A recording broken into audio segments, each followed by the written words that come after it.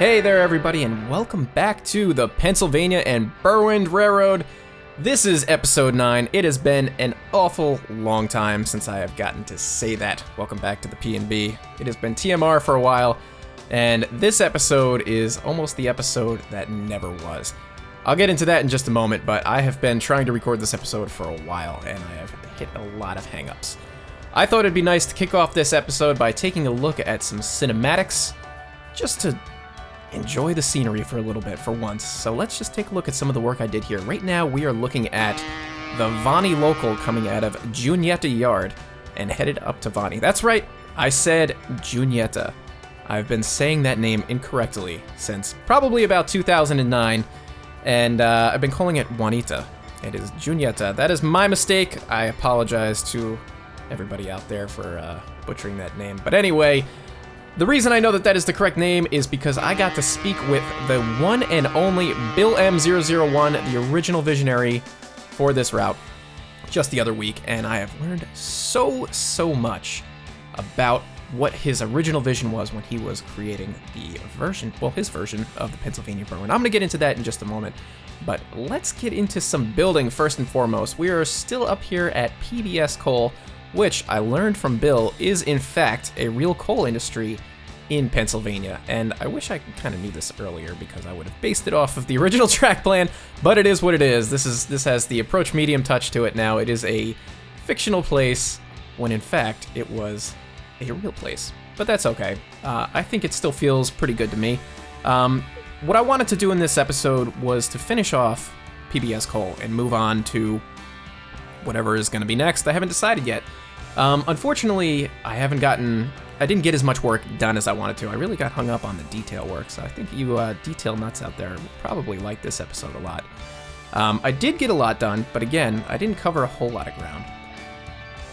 What I'm working on here is a power substation facility to support the PBS coal mine, because it is a rather large coal mine, and my subscriber here, Jacob Frey, told me all about these sort of details that are all around coal industries, and one of them that I was really excited about was this substation. So finally, I got to work on it, and I just went crazy with the transformers and all of the power lines, and I really like the way that it came out personally. I tried to connect as much of the power station as I could to the surrounding area.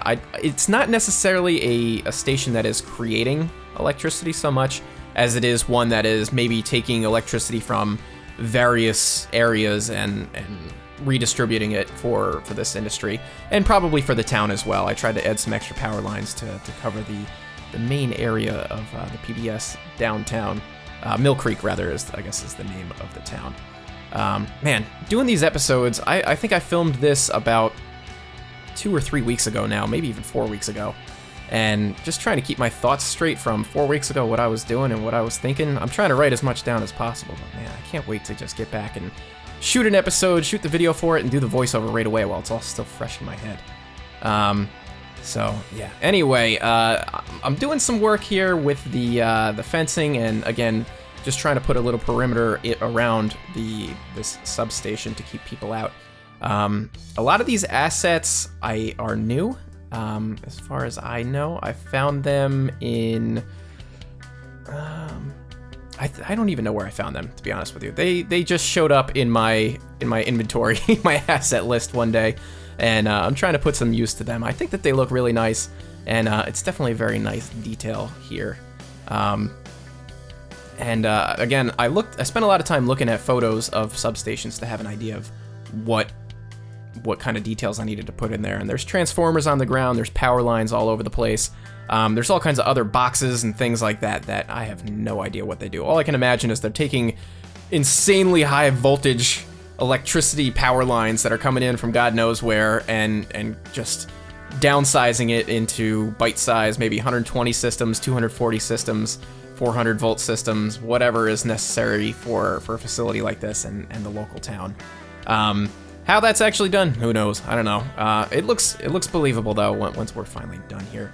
And I spent a bit of time doing copying and pasting to speed this along because, man, lining these things up and then rows and rows of them, and then trying to line up another row and then space them out properly and get them all oriented in the same direction. It's a real pain, man. And that copy and paste feature really saves a lot of time when you have to do something like that. It's a little awkward to get the spacing correct, but man, it's better than nothing. It's better than doing it by hand 100 times, because that could just really burn you out if you're just sitting there. My eyes just start aching after a while, and man, it's just, it's difficult. Anyway, here we're doing a little bit of ground texturing. I laid some power lines out through the woods. That would probably be where the power is coming from. Up here in upstate New York, we see a lot of this sort of like these huge power lines just going for miles and just cutting their way through the forest. And there's just like big cuts of trees that are just down, and multiple types of power lines. You got these big ones with the 2 pillars, single ones. I don't even know what the name is for all these different styles, but you see them all pretty much just parallel to each other, and then they go out and they break off into smaller bits and bytes. And we see that a lot up this way because the Niagara Falls power plant or substation or whatever it is, that supplies all of the power for like the whole Northeast region. So there's just dozens and dozens of power lines just going all over the place. So I've seen it quite often. I've seen it in person, and I was just trying to recreate that. I thought that was a really great effect.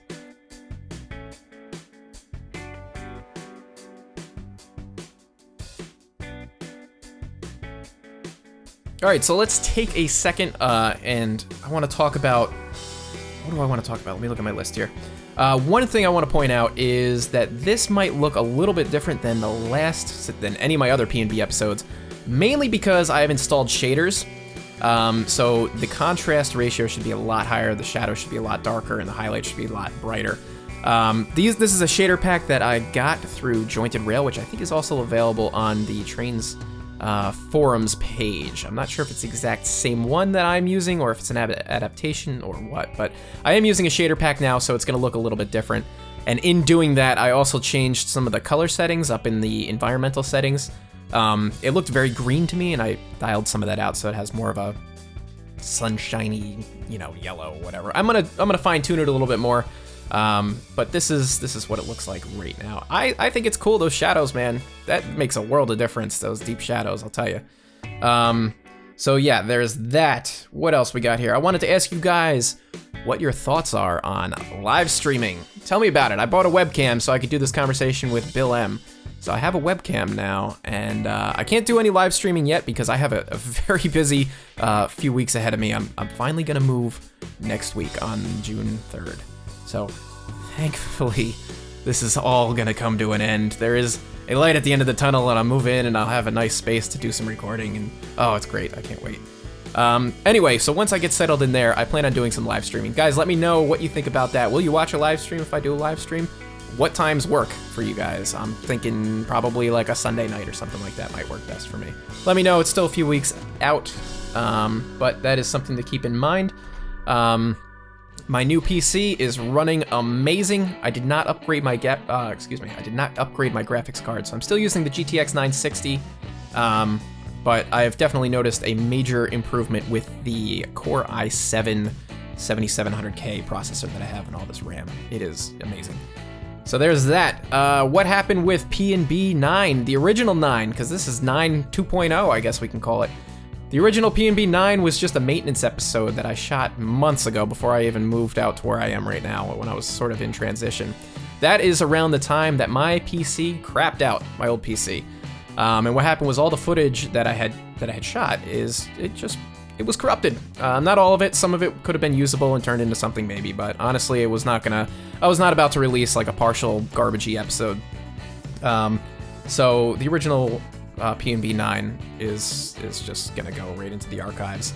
This one almost didn't happen as well because while I was doing this, actually you'll see in just a moment, there's gonna be a bit of a jump because the game crashed while I was recording. I had a hard crash and it happened during an autosave.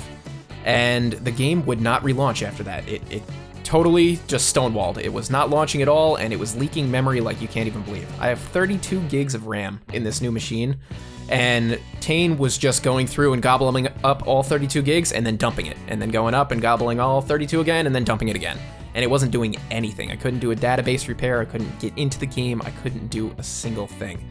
I ended up reinstalling the game 3 times, and having to go through all the updates and content packs and all that kind of thing, and before I finally got it working, and I'm still having issues for some reason. As of right now, I still have a whole bunch of errors and warnings on content that I never had errors and warnings on, and it's telling me it's out of date. I almost wasn't able to reload the PNB map, and I was really freaking out. You could ask around. And you can revisit my Twitter too. I had quite a Twitter rant about it. So yeah, this episode, I am gonna say it is cursed, and I will be so happy when it's finally up on YouTube for you guys to enjoy. Okay, on to the next article of business here, BillM conversation. Wow, man, I gotta tell you, talking to BillM was amazing. He's a very humble guy, and I guess I didn't really expect anything other than that, but he is very smart, and he gave me a lot of background on his version of the PNB and what was going on in his head. And I guess the first thing I'll mention is the name, Pennsylvania and Berwind. I had no idea. Actually, let me back up. I'm getting ahead of myself. I had always imagined that the PNB was a fully fictional layout, when in fact, Bill had taken a lot of bits and pieces from where he grew up in his childhood, track plans, track arrangements, and incorporated them into this game. So a lot of these places are actually real places. And the name Berwind is actually a play on Windber. So Windber is a real place in Pennsylvania, and that's where Bill grew up, right outside of Windber. And if you go to Google Maps, which I'm sure you guys are all going there right this second to go look up Windber, and you'll recognize a track arrangement there. And that track arrangement is Vonnie. It is not exactly identical, but it is close. Bill told me about the time when he was a kid that he used to meet the crews who used to operate on the line down there, and he'd get cab rides with them. And he wanted to recreate some of these areas that he actually got to railfan when he was a child, and actually ride the rails. He wanted to recreate that in the game so that he could actually say that he was able to switch out the industries himself and enjoy it firsthand. So I thought that was a really amazing piece of background on Berwind. So he flipped the name to Berwind from Windber, and I think that's really great. A lot of the names that he used on the industries that I'm going to continue using. I'm going to add a few of my own as well at the end of this episode. But a lot of the names are from people that he grew up with, his family members, his friends. The name Vonnie is actually named after his wife. And there's an industry called Wes, and that is a combination of his son and his daughter's name. I think, Bill, I apologize, I don't have the notes directly in front of me, but I think his son was Wes and his daughter was Emma, so we put the two names together to get Wes. And I think his wife's name was Yvonne, or I think it was Yvonne, right? I'm sorry, I'll have to consult those notes between now and when I do the closing. So I thought that was really great, and a lot of the other names were either based on real areas, like Juniata is a real place in Pennsylvania, which is why I'm so embarrassed that I totally butchered that name. But that and a lot of other people that he knew throughout his life, and he was really happy that I'm keeping the names. And I'm really happy to be able to do that for you, Bill. I wanted to do everything that I can to preserve what I could from the original. I know I changed around some of the track arrangements, and I apologize for that, but adding the approach medium look, I guess. But we have less than a third of this map done, probably a quarter, maybe even less than a quarter. So there's still room to fix some of the errors that I may have made with the track arrangements that may actually be real places later on. So I can take care of that. One thing that blew my mind, and I'm gonna have to remember to flash this image on the screen for you really quick. When Bill was younger, he took a few photos around the Vonnie area, Windber, in Pennsylvania. And he was sending me a few of these photos that he had taken, and in the background of one of these photos, there's two engines, two switchers, they're like SW1s or something like that, sitting in the background, and I couldn't help but notice. They're very small in the frame, so I'm not sure how well you guys are gonna be able to see it here on YouTube. And Bill, I hope it's okay for me to share these photos. I think you said it was okay. Anyway, I couldn't help but notice the paint scheme is exactly the same as the paint scheme that we came up with for the PNB right here, my PNB. And I believe the original contributor who came up with that was IGC Captain Haddock, I think is your username. I don't have it in front of me. Formerly Meow Railroad, I think is the other username that you used at one point. He had, or she had sent me a screenshot, which I will show you right here. And in this screenshot, this was the paint scheme that he had come up with, that this person had come up with. And it is the paint scheme that I'm gonna stick with. And it just so happens that it was on the real P&B, which I thought that is just the craziest thing, that this work of fiction actually pulled something out of reality totally accidentally. There's a name for that too, and I can't remember what it is.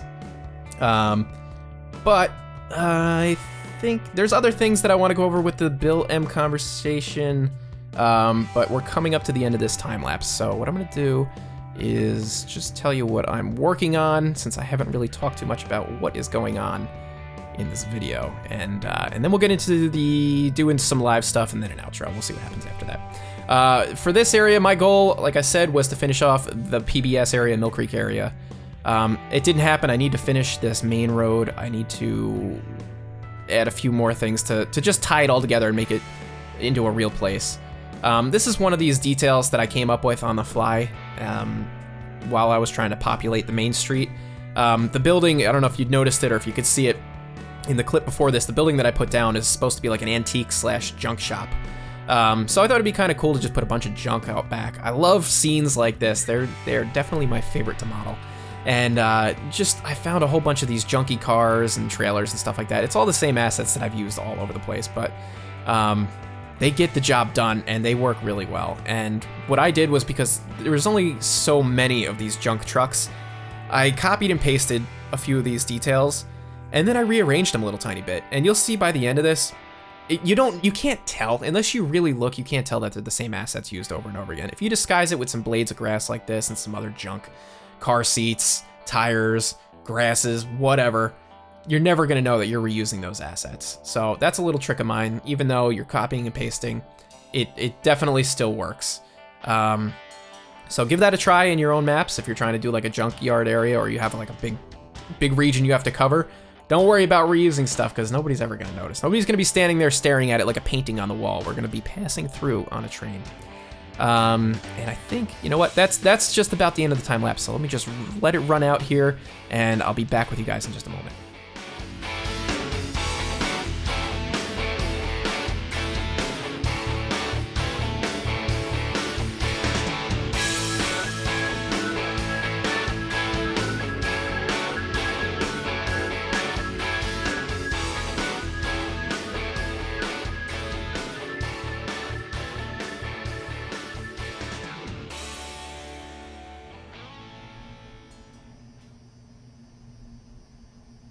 Whew, listen to all that electricity flowing through those power lines.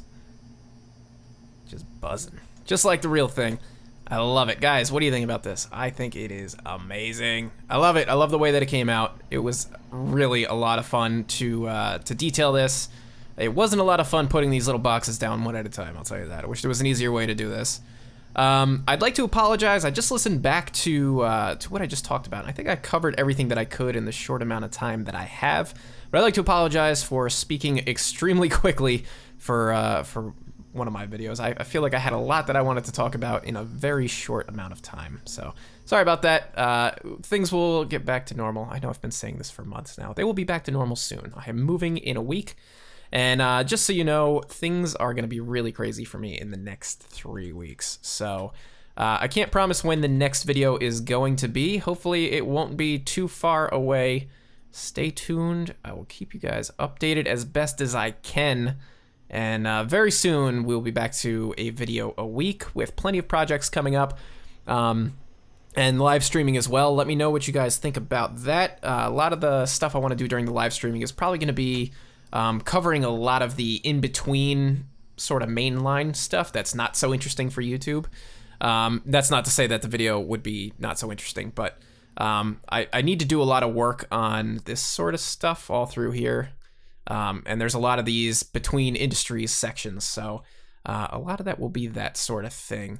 But let me know what you guys think about a live stream. I'm really excited to do it, but I only want to do it if you guys are going to watch it.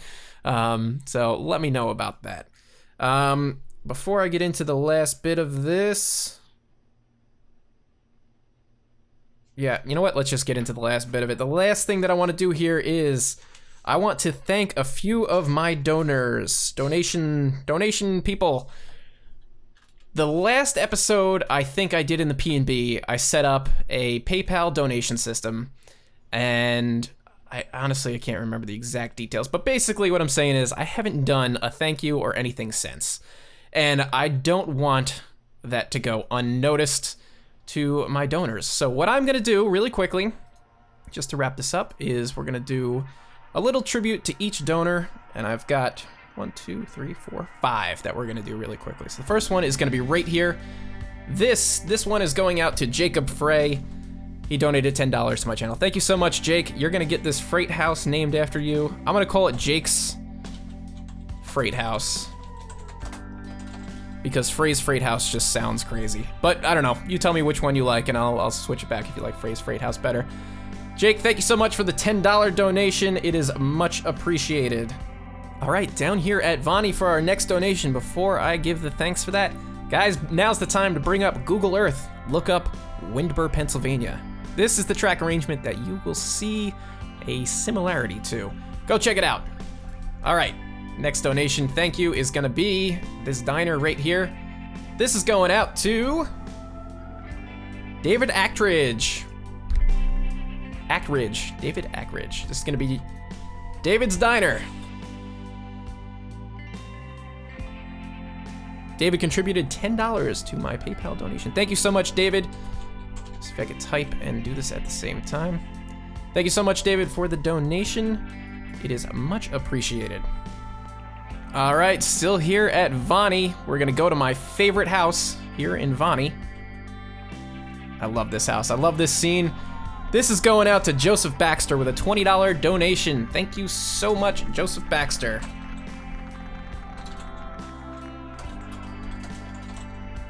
Joseph B's house. Thank you for the donation, it is much appreciated.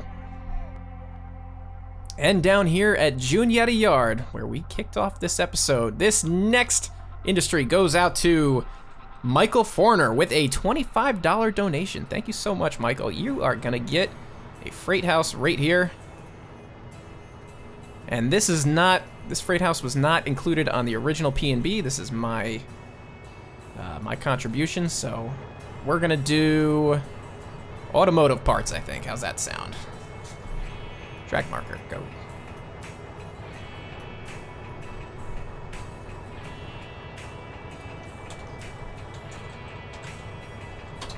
Michael's Auto Parts. Thank you so much for the contribution, Michael. It is so much appreciated. And finally, we're gonna do one last one here down at Juniata. Let me move these freight cars. This is a very special donation. This was a $100 donation from Mark Atterbury. Thank you so very much for that donation. It was very unexpected, and it really helped me out a lot. So thank you so much, Mark. We're gonna do Mark's. What do we want this industry to be? You know what, Mark? I'm gonna put Mark's Freight House. I totally misspelled that. Mark's Freight House, you let me know in the comments what you want me to change it to, and I will change it. My brain is not thinking about industry names at the moment, or things like that. So Mark's Freight House. Mark, thank you so much for the $100 donation. It was super generous of you, and amazing. So thank you so very much from the bottom of my heart. That really got me excited when I saw that. And to everybody else, thank you so very much for joining me here on the Pennsylvania Berwind. I apologize that it has been so very long since my last episode. I'll be back very soon with more. Plenty more. So thank you again, everybody, for all of the love and support throughout all of these videos. I always say this, I love your comments, I love reading them, and I love responding to them. So keep it coming. Let's keep this community going. I love hearing from you guys and getting your feedback. So I love this YouTube thing. It's going really well, and I'm excited to keep going with it and just take it as far as we can go so far. So again, thank you guys. I will see you all very soon. Enjoy the nice weather. It looks like it's finally getting nice outside. I know I'm enjoying it, and I'll see you guys in the next one.